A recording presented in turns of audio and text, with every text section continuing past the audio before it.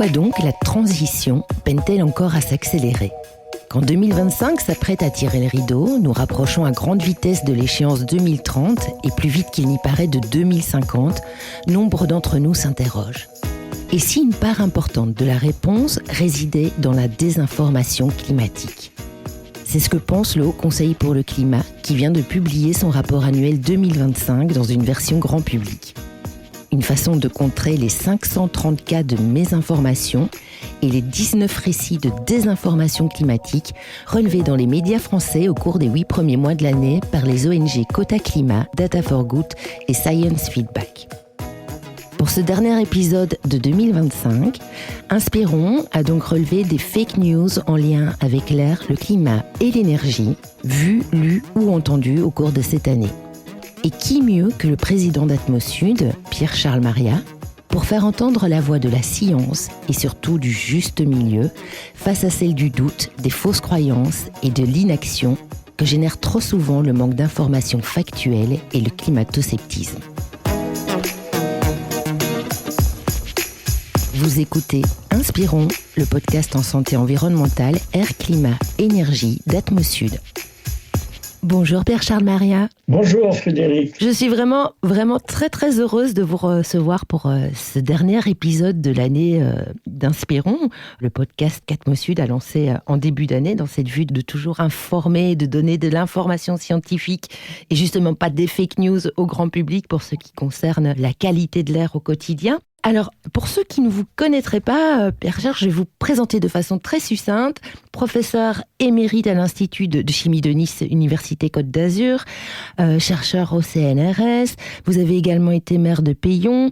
Vous êtes encore trésorier de la Fédération Atmo France, président également de l'association Synergie, donc le groupement d'intérêt économique des ASCAL et les associations agréées de la surveillance de la qualité de l'air. Mais avant tout ça, Pierre-Charles, vous êtes un chercheur scientifique. Et qui dit chercheur dit la volonté de comprendre la démarche scientifique et son implication dans la société. Et en fait, c'est un petit peu la posture idéale pour décrypter les fake news air, climat, énergie que nous avons pu relever et repositionner les énoncés dans la voie du juste milieu. Qu'est-ce que ça représente pour vous, ces fake news sur le climat, Pierre-Charles ? À Atmosud, nous avons le souci, Atmo France aussi, de lier les concepts d'air, de qualité de l'air, de climat et d'énergie. Les fake news qu'on peut entendre, en fait, relèvent d'une démarche qui est ancienne. C'est de jeter le doute et donc de créer la peur, de faire régner la peur qui incite les gens à ne plus faire confiance. La confiance est absolument indispensable pour pouvoir travailler en commun. Alors, bien entendu, un scientifique vous dira que la science est l'art du doute. C'est une vieille expression. Et c'est exact. Évidemment, cette notion de doute, elle est à double tranchant, puisque il sera facile aux marchands de doute. J'ai sous les yeux un livre de Naomi Oreskes, Les marchands de doute, qui est bien connu à l'époque des problèmes du tabac, les grands pétroliers avaient essayé de semer, ils étaient arrivés à semer le doute sur la pertinence de leur action et donc de faire en sorte de continuer à pouvoir développer leurs activités. Et on est face au même scénario là avec le climato-sceptisme finalement, c'est ça ? Absolument. Vous me disiez, Pierre-Charles Maria, que pour vous les fake news sont des révélateurs de comportements individualistes et sociétaux. Qu'est-ce que vous voulez dire quand vous dites ça ? Eh bien, je l'ai dit, ce qui est important, c'est de faire confiance. Mais la tendance générale dans l'opinion, c'est souvent de ne pas faire confiance. Il y a des organismes, des entreprises, des médias, des puissances étrangères, si on parle de la France, et ça c'est absolument le cas en ce moment, de mener des actions, souvent pas faciles à décrypter, certaines plus grossières, de manière à jeter le doute, à faire en sorte que les personnes se replient sur elles-mêmes, elles perdent leur jugement. Et souvent, c'est cette désinformation qui fait que les personnes perdent leur jugement Et ça ralentit évidemment l'action et la mise en marche d'accélérer la transition. C'est ce parfois on a commencé. Alors Pierre-Charles, on va commencer avec ces énoncés qu'on a pu entendre, lire, voir au cours de l'année dans les différents médias. Quand on parle de médias, on parle évidemment de nos postes de télévision, des radios, mais également de tous les réseaux sociaux. Donc j'en ai classé par 3 catégories, air, climat, énergie. Je vais vous soumettre la première. La France est l'un des pays qui émet le moins de gaz à effet de serre au monde. Réduire les émissions de gaz à effet de serre de la France n'a aucun impact sur le climat et par effet domino donc sur la santé, surtout si les autres pays ne le font pas. Info ou intox, Pierre-Charles? Eh bien, là, on voit bien ce système de désinformation, puisqu'on met l'accent sur le climat, donc sur l'émission des gaz à effet de serre. Et pour le grand public, les gaz à effet de serre, c'est le gaz carbonique qui résulte des combustions. Mais vous l'avez dit, Frédéric, effet domino sur la santé. Et oui. Et il ne faut pas oublier que chaque fois qu'il y a combustion, il y a émission de gaz carbonique, mais il y a émission aussi de gaz qui sont dont la surveillance est réglementée. Je pense aux oxydes d'azote. L'azote est très présent sur la Terre, moins que le carbone, que l'oxygène, mais il y a beaucoup d'azote, il y a du soufre aussi, et on va retrouver dans les combustions des oxydes d'azote. Lorsque les combustions sont incomplètes, on peut retrouver des composés soufrés, et c'est là, on a une incidence directe sur la santé par des gaz, ou après transformés en solide ou en liquide, qui constituent ce qu'on appelle les particules, on va les retrouver participant à la pollution de l'air. Et donc, on voit bien le lien qu'il y a entre climat, on focalise sur le gaz carbonique, et les polluants de l'air. Et si on s'attaque aux polluants de l'air, eh bien, on aura des récompenses, on va dire. Des bénéfices sur la santé, bien sûr. En termes de climat, c'est une invitation souvent à la procrastination. Parce qu'on se dit, le climat, ça se réchauffe lentement. Et 2050, c'est très loin. On va pouvoir faire pousser des oliviers là où on n'en a pas. Mais non, on est confronté à des événements extrêmes, des cyclones, des inondations. Chaque tonne de gaz à effet de serre ajoutée dans notre atmosphère contribue inévitablement au réchauffement climatique et peut-être encore plus, nous, au niveau local, on le subit sur la santé. Vous avez raison d'insister. Il faut quand même prendre en compte l'aspect économique. Et en fait, c'est une incitation à faire comme on a toujours fait et à ne pas innover. Or, la France a besoin d'innovation et la transition est un moteur important qui devra être bénéfique et qui le sera à l'économie française. C'est pas parce qu'on émet moins que les autres qu'il faut baisser les bras. Au contraire, c'est une opportunité pour innover. D'ailleurs, pour avoir l'info exacte, et je vous remercie de vous dire on émet moins que les autres, c'est vrai, la France émet moins que les autres, particulièrement par rapport aux États-Unis, qui représentent 13% des émissions mondiales de gaz à effet de serre, ou encore de la Chine, 31,5%. Rien que ces deux pays représentent 44,5% des émissions. Mais pour autant, la France n'est pas du tout le pays qui émet le moins, puisqu'on se classe environ à la 20e place au niveau mondial, avec des émissions qui représentent plus ou moins 0,72% selon les années. Donc, c'est pas beaucoup, mais en sachant aussi que tous les pays qui émettent moins de 2% des émissions mondiales, comme la France, représentent 37,6% du total, ce qui est loin d'être négligeable. Je vous soumets, Pierre-Charles, le deuxième énoncé concernant l'air.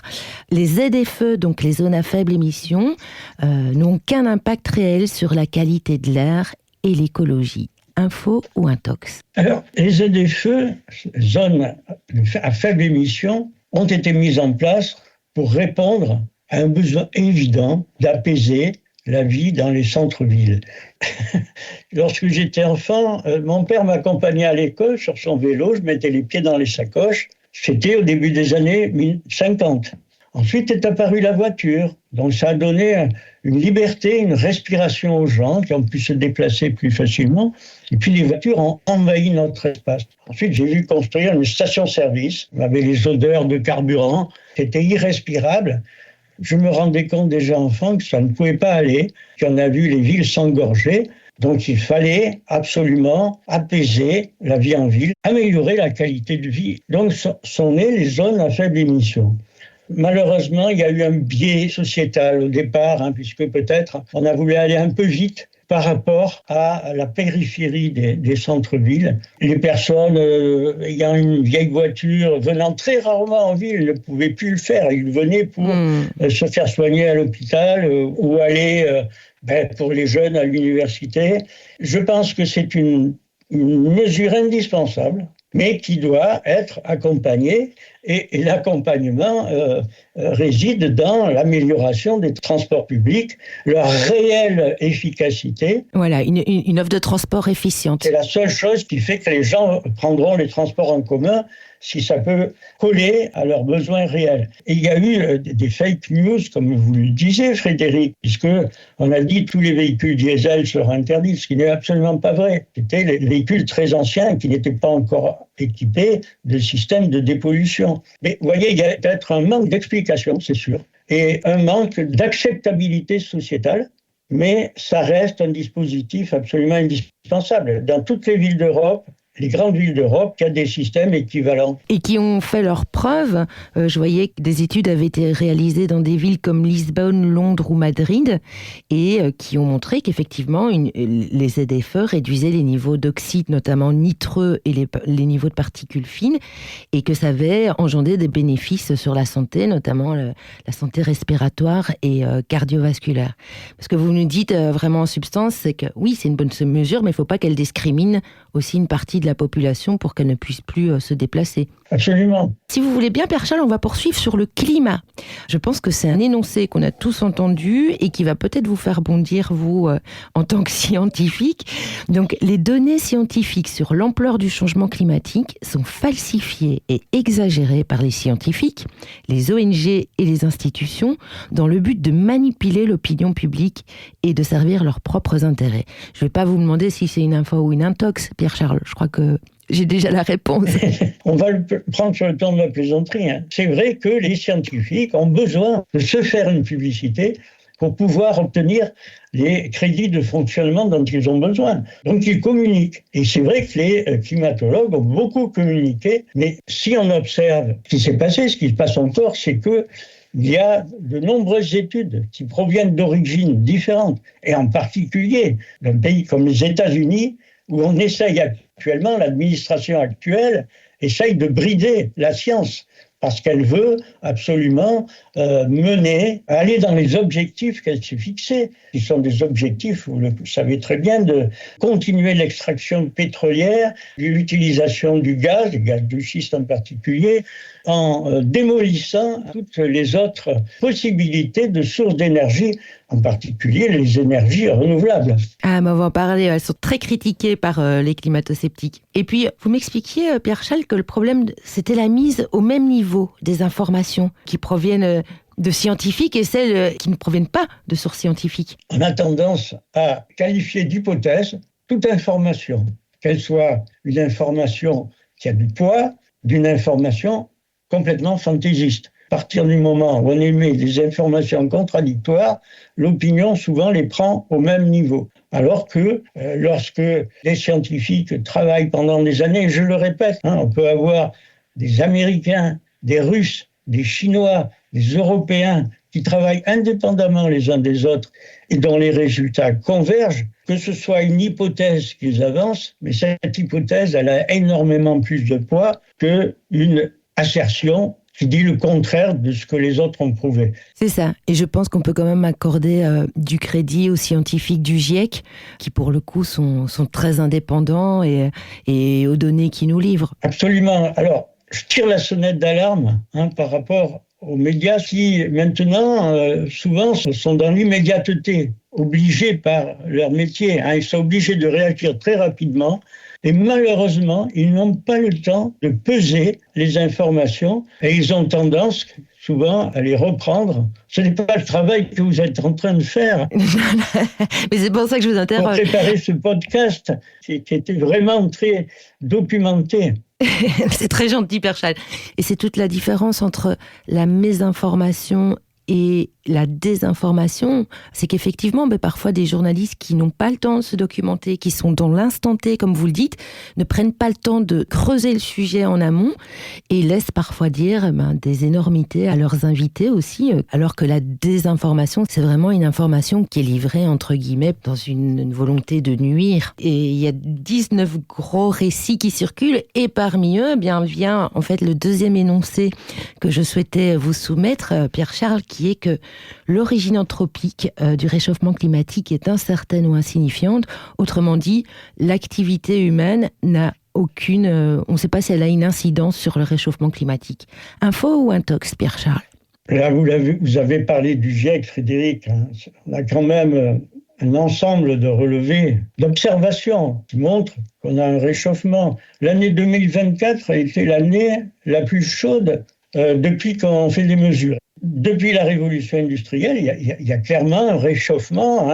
Tout le monde constate le réchauffement de l'eau de mer. Il est clair que l'activité humaine participe à ce réchauffement et maintient une pollution de l'air. Ce phénomène de climat est vraiment indissociable du phénomène de pollution de l'air. Et l'action humaine, elle est claire. Les consommations d'énergie continuent à augmenter. On voit bien qu'il est nécessaire de diversifier les sources d'énergie aussi. Ça rejoint l'indépendance économique d'un continent comme l'Europe. Et d'ailleurs, en fait, en témoignent aussi les différentes données qui figurent sur les inventaires annuels Air, Climat, Énergie d'Atmosud chaque année, où on peut se rendre compte de ces émissions polluantes. Et on sait que, bien sûr, tout ça participe aussi à l'élévation des gaz à effet de serre et impacte le climat. Pierre-Charles, je vous soumets la dernière question. Elle porte justement sur les énergies renouvelables dont on parlait tout à l'heure. Pas question, mais évidemment affirmation. Les énergies renouvelables sont dangereuses pour la sécurité électrique et font exploser le prix de l'électricité. Un faux ou un tox? On en reparle encore dans les médias récemment. C'est les événements qui ont eu lieu en Espagne. C'est le 28 avril. Le blackout, ouais. Tout de suite, la situation a été analysée. On a vu que ça ne provenait pas d'une question liée aux énergies renouvelables. Qui plus est, les énergies renouvelables, c'est un moyen encore d'innover. Les scientifiques travaillent depuis longtemps sur le stockage de l'énergie. C'est pas simple, mais il y a des progrès qui sont faits. Et que donc on a besoin vraiment de développer des sources d'énergie à côté du nucléaire, qui sont à côté des combustibles fossiles, l'éolien, qui est assez complexe à mettre en place, en particulier offshore, et le solaire. Le solaire, c'est quand même un moyen qui est facile de mettre en œuvre lorsqu'on va couvrir des bâtiments, par exemple, existants, de panneaux solaires, ou créer des ombrières, des lieux de stationnement, par exemple sur les quais où on embarque sur des ferries. Donc, le tout, comme vous l'avez bien souligné, Frédéric, c'est de trouver une juste utilisation et une bonne pondération de ce qui est fait. Et concernant le prix, puisque souvent on dit qu'elle coûte beaucoup plus cher que le nucléaire, depuis la guerre en Ukraine, on arrive à des prix où elles sont même un peu moins chères que l'électricité nucléaire, et où laisse peut-être planer le flou et le doute, c'est qu'effectivement, pour aménager les nouveaux systèmes d'énergie renouvelable, mettre en fait tous les raccordements à jour, il se pourrait que le prix de l'électricité augmente de 15% dans les années à venir pour répondre aux enjeux de la transition, mais ça n'a rien à voir avec le coût de la consommation de ces énergies, ce qui est très différent. Pierre-Charles, j'avais envie de vous demander, vous qui êtes dans le monde très singulier des ASCA, donc les associations agréées de la qualité de l'air, avec un bagage de chercheurs attachés à la métrologie, où la coopération et l'importance du croisement interdisciplinaire est très fondateur en fait dans votre approche, la notion de gouvernance aussi, puisque vous avez notamment été maire de Peillon. Quel regard vous portez en fait sur tous ces enjeux de transition, et surtout est-ce que la qualité de l'air est considérée à sa juste valeur dans ces enjeux? Nous estimons, j'ai bien nous estimons, parce que je suis président au Sud, il y a toute une équipe, une direction, une équipe qui travaille, et nous essayons d'avancer ensemble, et ça fait plus de 25 ans que nous essayons de faire passer ce message qui est une juste prise en compte de la qualité de l'air dans les différentes approches. Et ça rejoint ce que vous disiez sur l'interdisciplinarité, sur la gouvernance, puisque si on prend par exemple la gouvernance d'une collectivité avec ses directions opérationnelles, on s'aperçoit qu'on a souvent une direction de l'environnement ou environnement et santé. Et puis à côté, on a l'aménagement. Est-ce que ces directions travaillent en silo et qu'il y a souvent un manque de croisement, une approche qui n'est pas suffisamment intégrée. Et donc, il faut, dans la gestion des projets, une approche intégrée. Et qu'est-ce qu'il faut intégrer ? C'est justement ces questions climatiques et les questions de qualité de l'air. C'est aux décideurs, aux aménageurs, à faire en sorte que cette qualité de l'air soit prise en compte. Lorsqu'on construit, bien, il faut qu'on ait cela à l'esprit. Si on installe des bâtiments à côté d'un axe de circulation, est-ce que c'est une bonne décision ? Est-ce qu'on peut ne pas le faire ou reporter la circulation ailleurs ? En fait, ce que vous dites, Pierre-Charles, c'est vraiment qu'il faut inclure l'air, la qualité de l'air, dans cette approche systémique que demande d'adopter la transition énergétique et écologique. Et c'est ce qui fait encore un petit peu défaut aujourd'hui. Mais on voit aussi que la qualité de l'air était souvent encore le parent pauvre des enjeux climatiques, celle qu'on ne prenait pas en compte.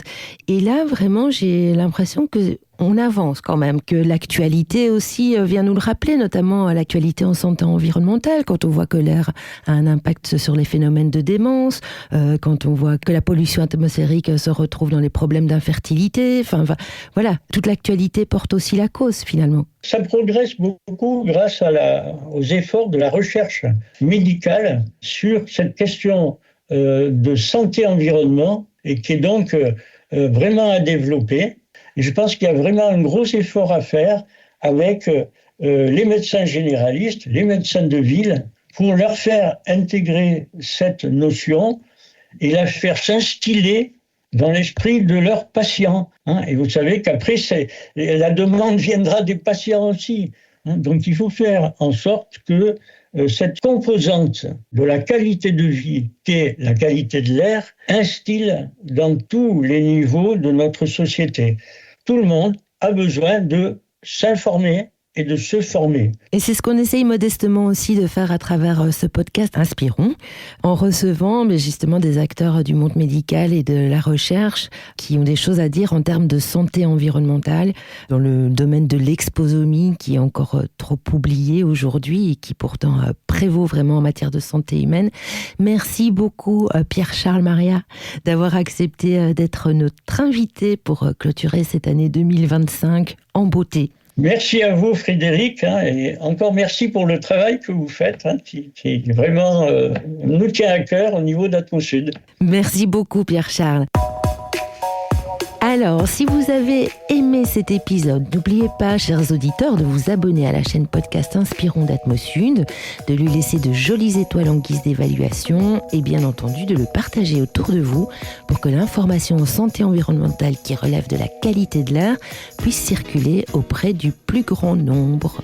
On se retrouve en 2026 pour un nouvel épisode. D'ici là, un bon boudin, comme on dit à Marseille, et prenez soin de vous.